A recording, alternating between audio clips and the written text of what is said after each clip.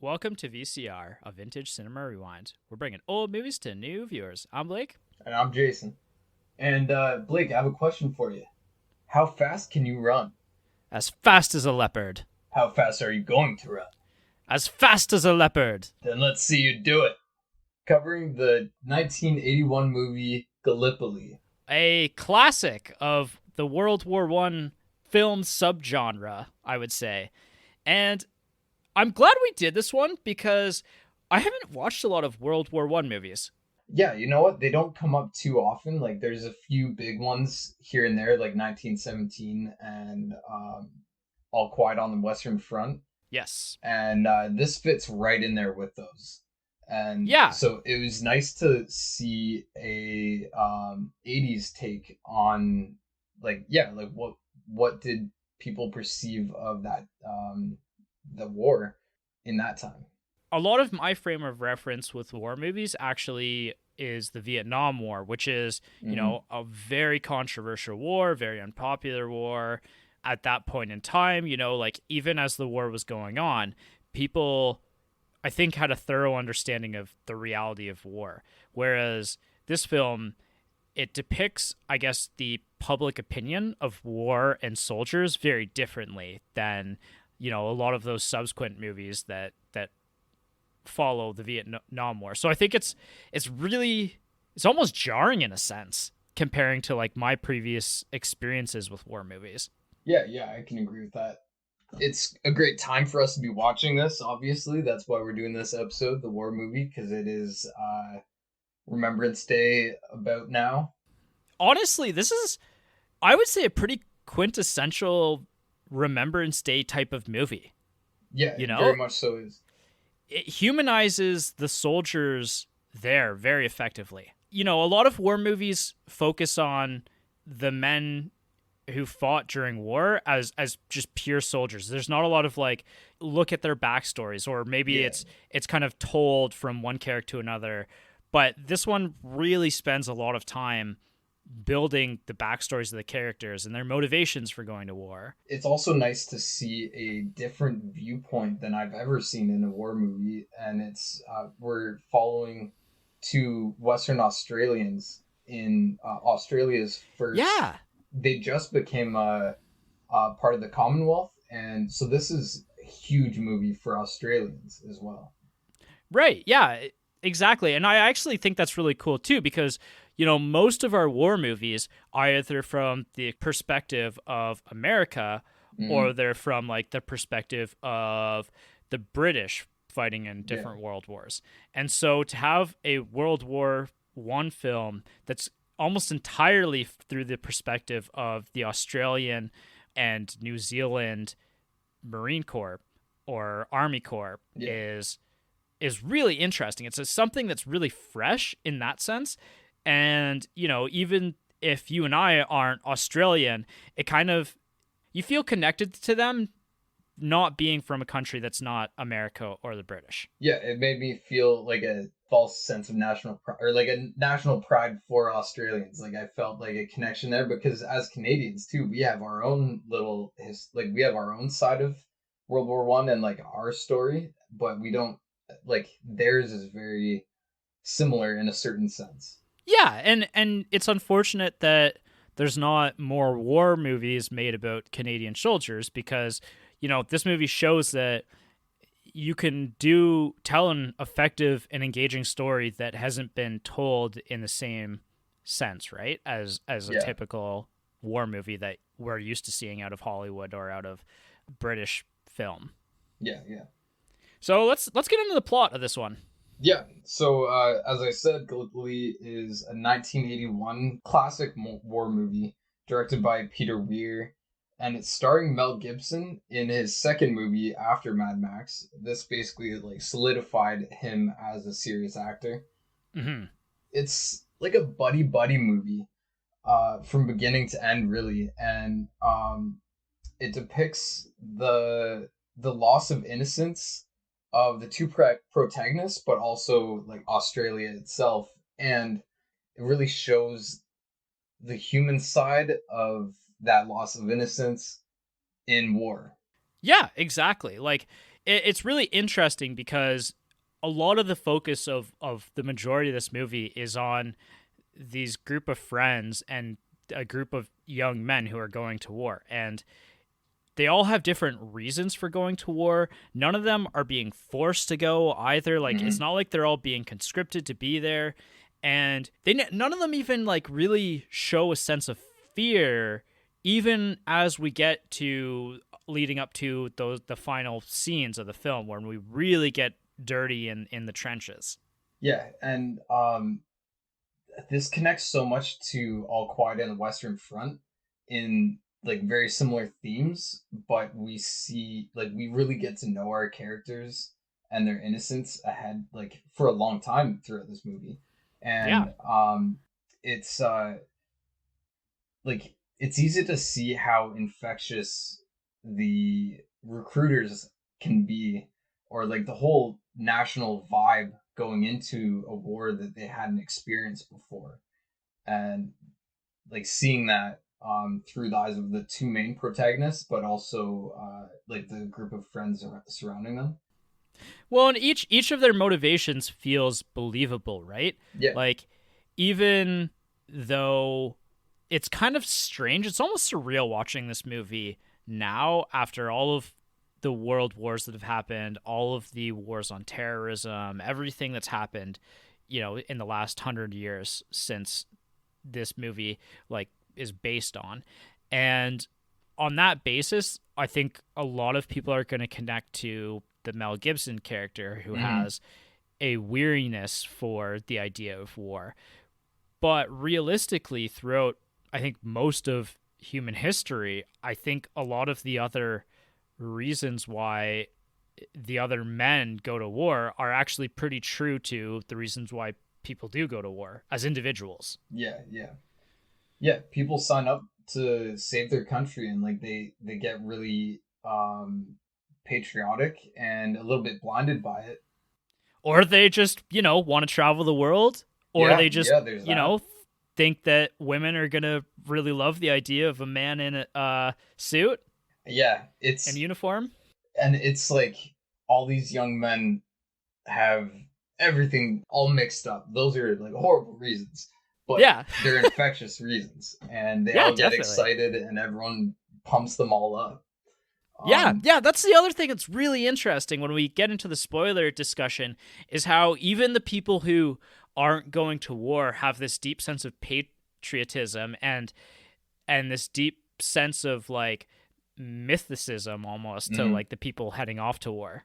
Yeah, there's a romanticism to it. Yeah, exactly. There's so much romanticism and people get caught up in it, but there are a few key points in this movie that like where there are people who balance that out a little bit, and that's nice to see as well.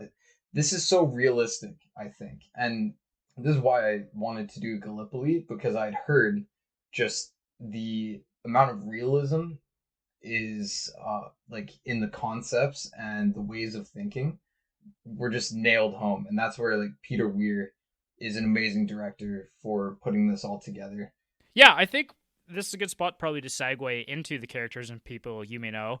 We've already talked a little bit about Peter Weir, the director, and Mel Gibson, the star, but we can go into a little bit more details now. Mel Gibson's playing Frank. He's the more weary member of this group of men going off to war. It's wary. Weary is tired. Wary is like... Oh, yeah. Of course I did that wrong. I was going to mention it the first time, but you got me this time. Yeah. All right. So, he's very hesitant, and the reasons for that are kind of drawn out as the movie goes on. I don't really necessarily even want to spoil that, but I think, like I said, in modern days, he's the character that I most see myself in, just because of, his idea of what war is and his hesitancy to just joining the army. Yeah, this is where a modern audience would really connect with this older movie and this older character, and it's like young Mel Gibson, and he just nails that wariness and weariness as well. Yeah, exactly.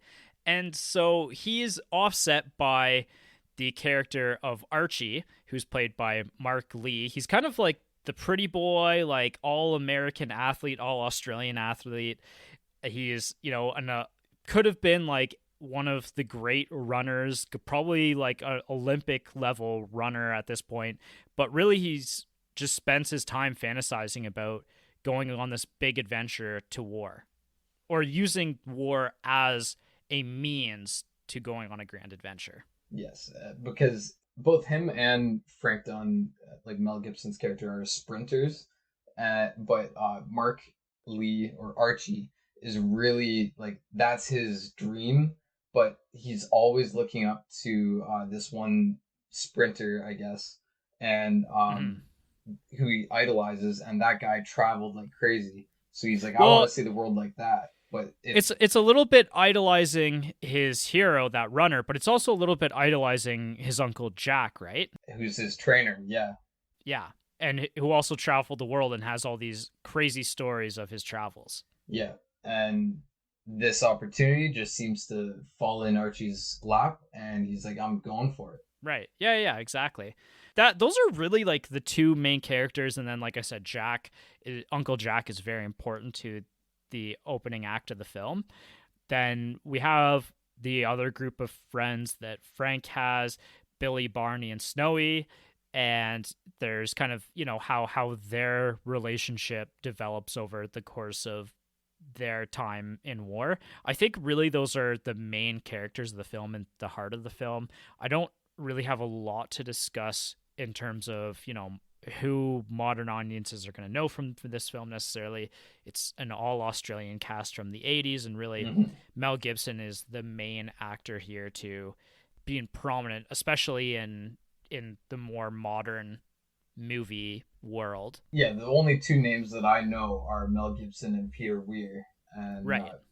Peter Weir directed like quite a few, like he has a great set list of movies that he's nailed, including one that may or may not land on my best of list this year, because I watched Master and Commander: The Far Side of the World for the first time this year. Oh, no way. Yeah, I haven't seen Master and Commander for so long. It is sick. It is a great movie.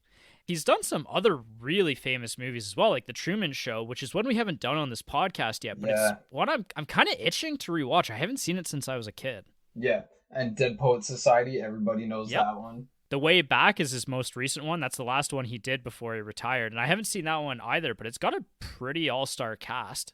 I'm curious if I know that one. I didn't actually check. It's another war Colin movie, Farrell, Ed Harris. Oh, no, it's a survival film. Looks good, but yeah, I haven't seen it. There's a lot of components to this movie that really work in its favor. And I think, this is moving into the who is this movie for, and does it hold up for a modern rewatch?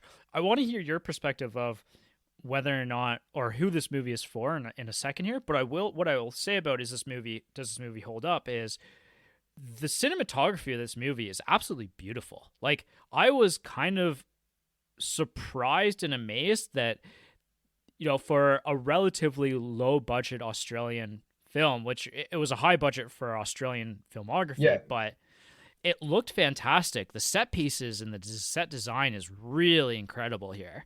Nothing takes you out of the movie as in that area. The only thing that might is the score a little bit. Really? I thought the score was pretty good, actually. It didn't really take me out, I guess. It's there's a few pieces that, like, one, they have the 80s like synth in a part that is like doesn't seem to fit, but it's not too bad. I didn't hate that. But the other controversial part is, I have to find it in my notes, but there's a like classical song that has been used, like Australians would be like, oh, they used that. You know what I mean?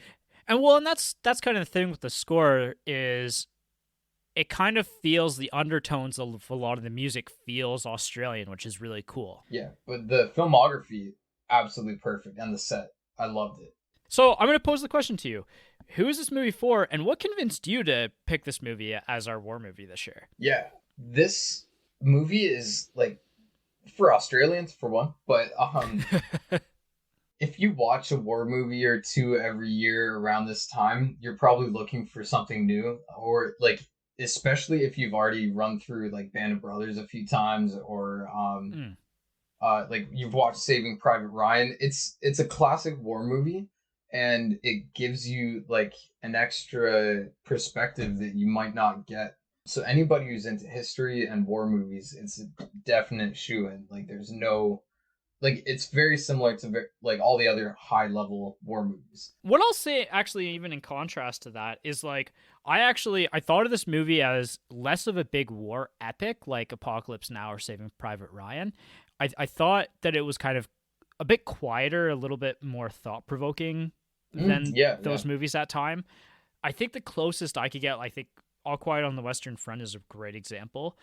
It's even somewhat similar to like Full Metal Jacket in the arc of the story, but again, it's a lot more quieter than Full Metal Jacket, less bombastic, and it really makes you think about a lot of things. Yeah, I guess that's more if you've already watched all like the big war movies. This is like a refreshing take on like it's a different style of war movie where it's not about the war, it's about like the effects and not the like CGI effects and everything, like all the war part. It's like how does it change like a country, a people, like individuals themselves. You know what? Actually, now that we're talking about this and I'm thinking about this a little bit, this is kind of the World War One version of Platoon. Oh yeah, which I don't think you did with us last year, but it's a very much an anti-war movie. It is, yeah. While also respecting the soldiers who fought during the war. Yeah, that's a really good point. It is an anti-war movie for sure. So I guess that fits into its own subgenre. Like overall, there's a lot of war movies that are anti-war in general, but a lot of them also romanticize too much and perpetuate that like propaganda type thing that happens in the beginning of this movie. Yeah, and a lot of more war movies can be, like way more towards the action heroism kind of thing, whereas this is just like this is the reasons why people may go to war and the ideals that people have, but this is the bleak reality of what war really is. Yeah.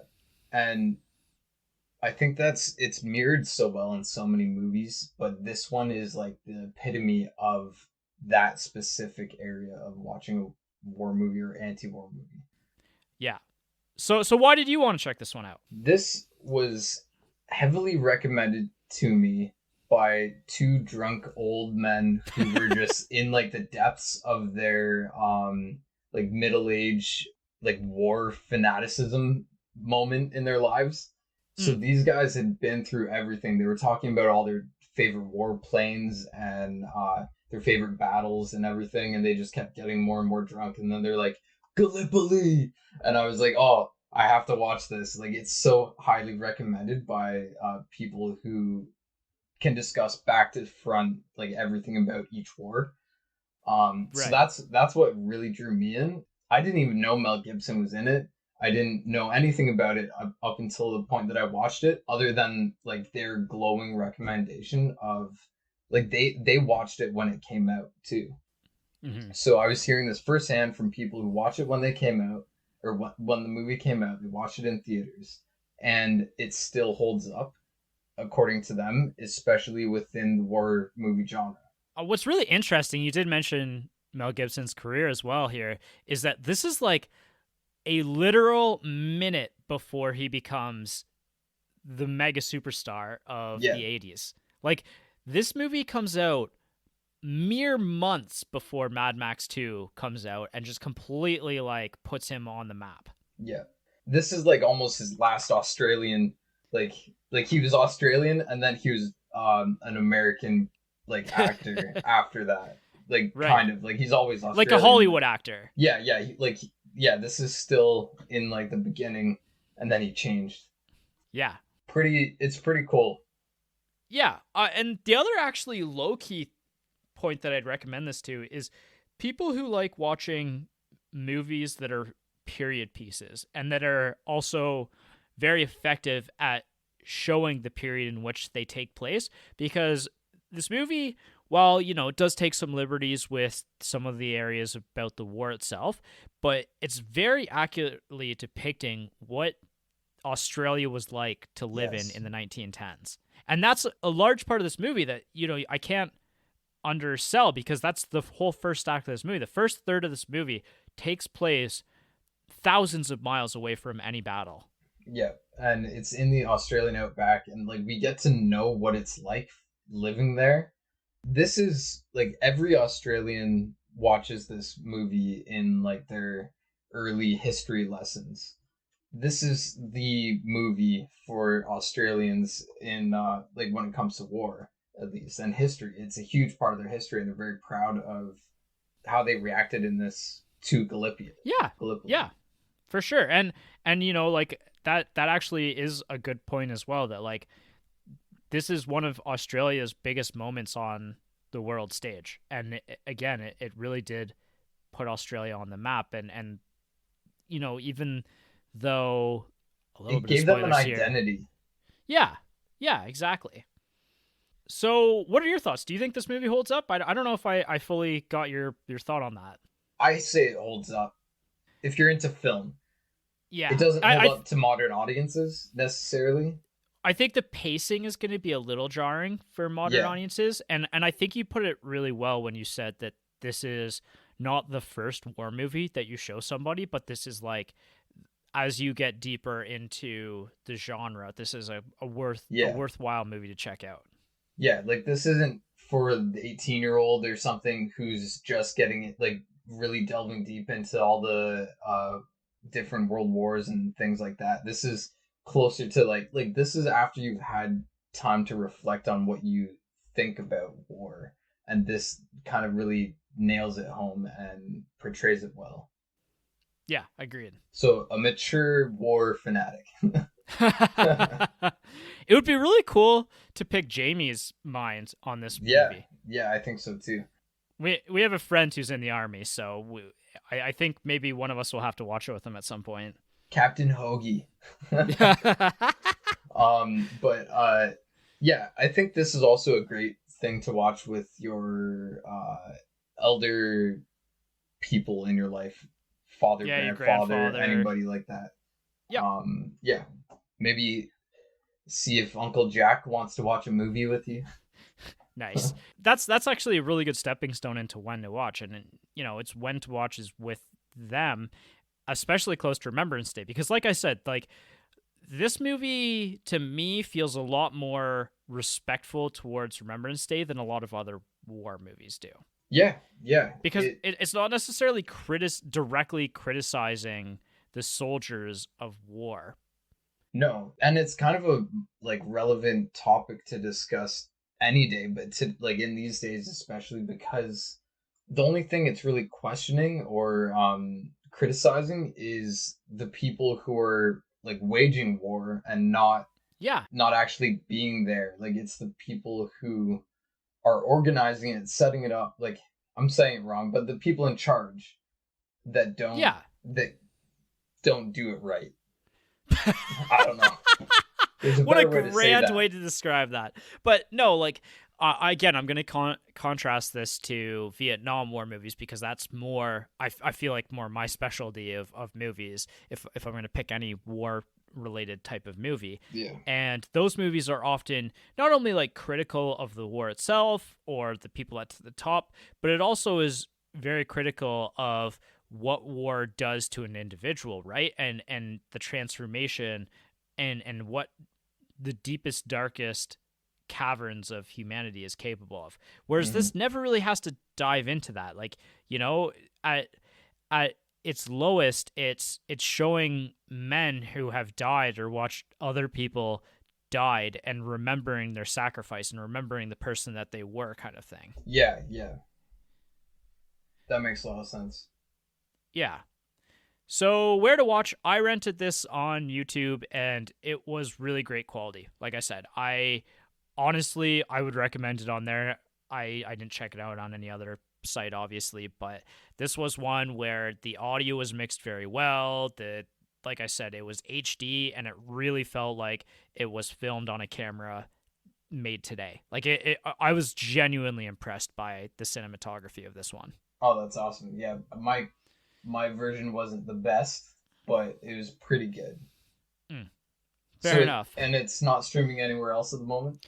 No, it's not. You can rent it on any site that is available for renting movies. Like Prime is usually my go-to, but it's one that you're gonna have to rent. But yeah, go find it at your local not theater, library maybe. yeah, that's a good point. You probably could find it there because of the nature of the film itself. Yeah. And I think that just about does it for the spoiler-free episode, our primer episode here. So come back next week after you've watched the movie, and we'll do a full deep dive of it. Yeah, looking forward to it. We get into some fun shit. Yeah, some good quotes too. Yeah.